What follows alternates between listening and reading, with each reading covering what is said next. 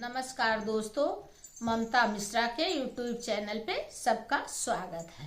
आइए एक बहुत सुंदर, बहुत प्यारा से विवाह गीत, सुहाग गीत, दहेज गीत सुनते हैं। अगर गाना अच्छा लगे तो कमेंट करके जरूर बताना और पूरा फुल वॉच करके सुनिएगा। और बहुत प्यारा, बहुत सुंदर, दर्द भरा गीत है, इसको सुनिएगा जरूर और कमेंट करके जरूर बताइएगा। जय श्री राधे राधे।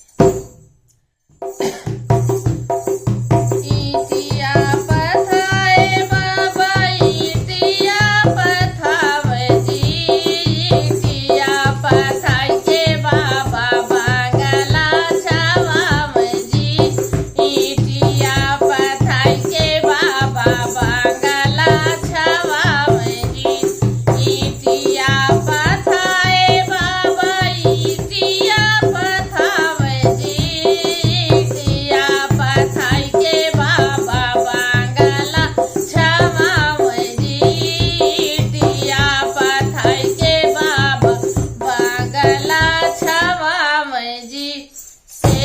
बगला सोवाई बेटी के बाबा जी, से ही बगला सोवा बेटी के बाबा जी, भाई ठिया जिया रानी बेनिया डोला में जी, भाई ठिया जिया रानी बेनिया डोला में जी। अरे कावन कावन